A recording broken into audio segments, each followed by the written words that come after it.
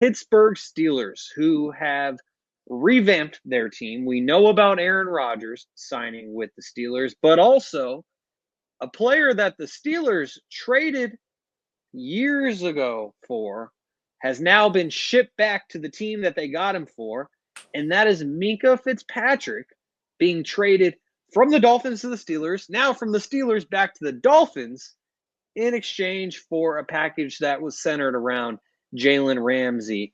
And so, Jaevon, I know that you felt very passionate about this trade. And so, just what are your thoughts on this move between the Dolphins and the Steelers? Who got better? Um, I think ultimately Pittsburgh got better. I'm looking at it from a sense of you have Minkah Fitzpatrick, an all pro, all NFL, or a type of player in Minkah Fitzpatrick. He's younger. I think he's 3 years younger. You got a guy in Jalen Ramsey. I wouldn't say he's at the tail end of his career, but he's approaching the age of 30. Kevin's Sia age, as we like to say. Um, he's more expensive. Um, he's a little bit more loose in the sense of the way that he plays. Um, is Jalen Ramsey a top 5 corner now? That's debatable. This was like 3 or 4 years ago. You wouldn't even think about it. But now it's kind of like, okay, you're trading for an older, more expensive corner, and you're going to have to pay the remainder. I think it's $26 million of his contract. Minkah was making only like 12, 13, something like around that. And they still got to pay TJ Watt. So I'm looking at it from okay, you just paid for an older, more expensive corner. TJ Watt, one of the top defenders in the league, wants quarterback money, and he's a no-show OTAs. So they have a whole nother beast to worry about. And, obviously they have Aaron Rodgers there, so a lot of people calling this team the retirement home, just because it's a lot of older players, seasoned vets. This Pittsburgh team has been to the playoffs multiple times, but has not won a playoff game in how long, Kevin? 10 or a decade. Let's say 10. Yeah, so it's been about a decade. So I know our guys Gary and Cordell will continue to push the line for their Steelers, and we all with the winning season. We're another winning season, but they continuously lose in the first round of playoffs. Now does Jalen Ramsey, Aaron Rodgers, DK Metcalf, all these guys, does that help them? I'm not sure. Now we'll see going forward how good is this offense. The offense is still where the offense is going to be. Now, I'm the guy that came on this podcast almost about a month ago, a few weeks ago, said that the Steelers will win 10 games.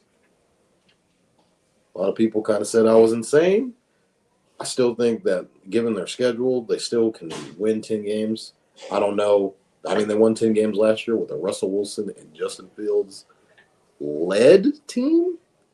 I would like to argue that this team is more led by their defense, and their best defender is a no-show. So, as far as the move goes, and I forgot to mention, obviously, they also got Jonnu Smith, who is 30 years old.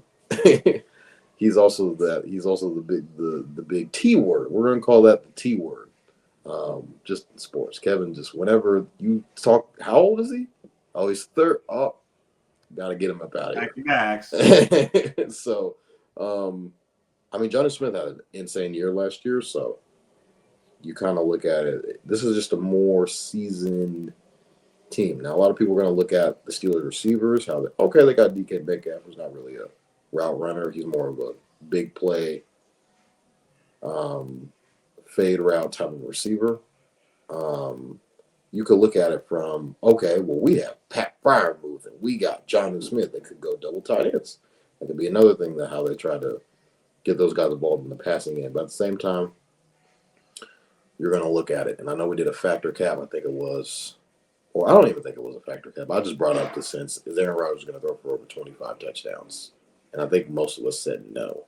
So you're still looking at that offensive end of the ball and what it's going to look like and kind of where is the Steelers team, because their best player is still a no-show.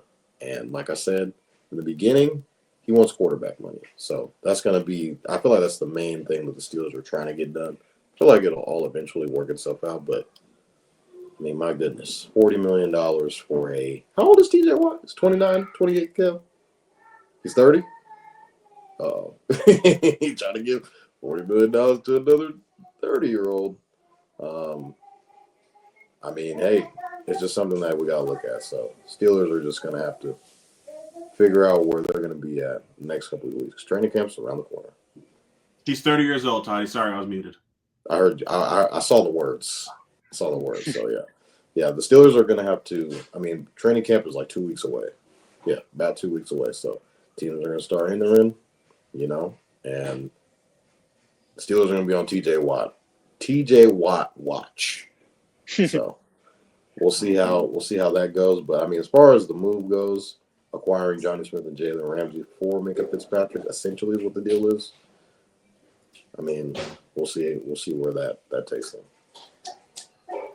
Yeah, we can add elite lip reader to Jaevon's resume right there.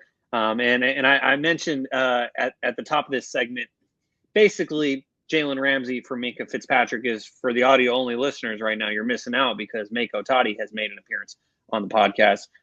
But the entire package is, as the Dolphins announced, was the Dolphins agreed to terms on a trade with Pittsburgh for safety Minkah Fitzpatrick and a 2027 fifth-round pick in exchange for quarterback Jalen Ramsey, tight end Jonnu Smith, and a 2027 seventh-round pick. So basically, as Toddy said, Ramsey and Smith plus a seventh-round pick for Fitzpatrick and a fifth-round pick. So really, the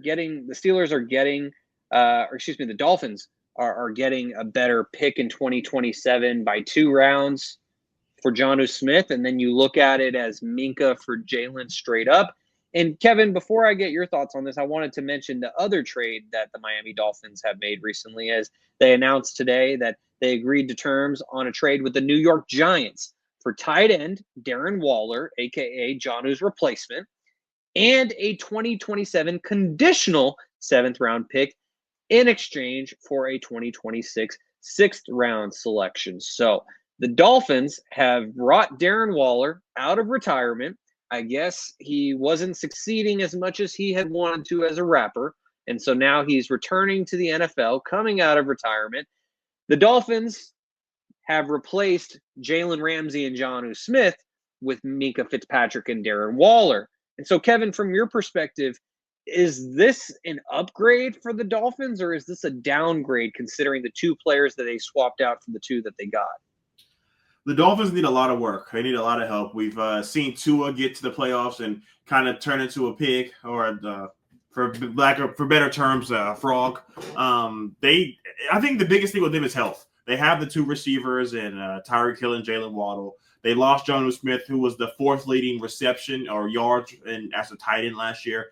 Toddy says he's one of the best tight ends in the NFL, and he is. So for him to be off this offense, we saw Devon Achane get hurt a lot last season. So they're really injured a lot. So I think as long as they can stay healthy, filling out a guy for Darren Waller, for a Jonnu Smith, won't matter. If they're healthy, that doesn't really matter.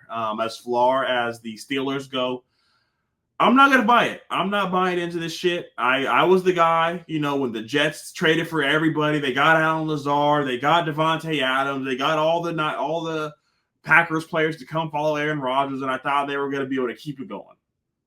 I don't know if you guys watched The Last Dance, but there was the Bulls, when Michael Jordan came back, they played the Orlando Magic. And one of the Orlando Magic players said, 45 is not 23. 12 is not 8. This is not the same Aaron Rodgers that's winning MVPs, winning a Super Bowl MVP, not winning just one MVP, but 4 MVPs. This is no longer that version of Aaron Rodgers. What does this version of the Steelers look like? I have no idea. But bringing in a guy like Jonnu Smith really just covers the fact that they don't have a wide receiver 2 option. So bringing in Jonnu Smith, like I said, who was the 4th leading in receiving yards for a tight end at 884, just at 17 games. If he plays that 18th game, maybe he hits 1,000 yards. If he has a consistent quarterback, maybe he hits 1,000 yards. They have a lot of things going for this Steelers offense. But defensively, what is Jalen Ramsey going to get? You sign a guy like Darius Slay. You got Joey Porter, who's a young receiver, up and rising corner. Do you put him on the back burner? Do you put his development on the back burner for a guy like Jalen Ramsey? There's been a lot of reports that Jalen Ramsey is going to get snaps at safety. So now you're going to kind of change his position. So there's a lot of things going on. And like Toddy said, the biggest thing hanging over their head is TJ Watt. He is not there. He is the leader of this defense. Yes, Toddy said they were a 10-win team, and I agree. It was led by their defense. If you don't have TJ Watt on this team, and I get it, he kind of was in and out last year. His consistency wasn't there as it is in past years. But TJ Watt is still TJ Watt. Take him off that defense. What does this team look like? He allows guys like Cam Hayward to be all-pro because you have to put 2 guys on TJ Watt. So there's a lot of things to say about this Pittsburgh Steelers team, but I am not going to buy into it. Like I said, I was all in for the Jets. I bet the over on wins. I had a 6-leg parlay. All 5 teams hit, and I couldn't get the Jets to do it. So because of that alone, I am no longer drinking the Aaron Rodgers Kool-Aid. So he's going to have to go show me. I know I'm not a Steelers fan, but as a football fan, if you're looking at trajectory of building a team, you draft Shedeur Sanders and you build around him, or you draft a young quarterback. Bringing in Aaron Rodgers, knowing he's going to be here for 1 year and 1 year only, you're going to try to compete. So you're not going to be in a position to get an Arch Manning, Sellers, Drew Allen. Like, you're not going to get a good enough pick to get a good quarterback. So you're just continuing this role of just mediocrity over and over and over. And if doing the same thing over and over and expecting a different result is a definition of insanity. So I don't know what the Steelers are going to do. Like I said, Gary can come on here and give me more of a breakdown from a Steelers perspective. But looking at it from a long term, I don't know. This might be before Aaron Rodgers came, we said this might be the first year Mike Tomlin has a losing season. And I still think they have a good chance to have a losing season. So, Steelers fans, I wish you luck. Happy it ain't me. Y'all play the Steelers this year? Okay. Nah. Darius Slay said he was only joining a team that didn't play the Eagles. Well, that battle of Pennsylvania would have been great if they did. But my favorite storyline from either of these trades is the fact that DK Metcalf and Jalen Ramsey used to be the biggest of rivals when they were in the NFC West together. And you had Ramsey on the Rams, and you had DK Metcalf on the Seahawks. They used to always go head-to-head. They used to always be matched up. They used to scrap it out. And now they're going to be teammates. So either DK Metcalf is going to make Jalen Ramsey the best version of himself and get those last couple years out of him before he ends up retiring or at least falls into mediocrity completely, or they're going to be fighting daily in practice and things are going to not go well for the Pittsburgh Steelers.